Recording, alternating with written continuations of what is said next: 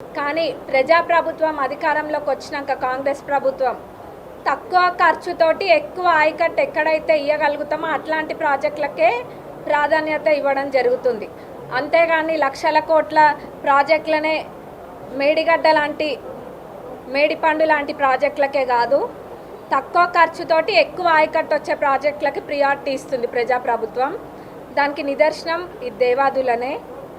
మా 4 నియోజకవర్గాలలో అంటే మొత్తం 78,000 ఆయకట్టు అయితే అందులో పాలకుర్తి నియోజకవర్గంలో మా నియోజకవర్గంలో 45,000 ఆయకట్టు, మరి పక్కనే ఉన్న వర్ధనపేటలో 11,000 ఆయకట్టు, గన్పూర్లో 9,000, అట్లనే తుంగతుర్తిలోకి వచ్చేసి 13,000 ఆయకట్టు.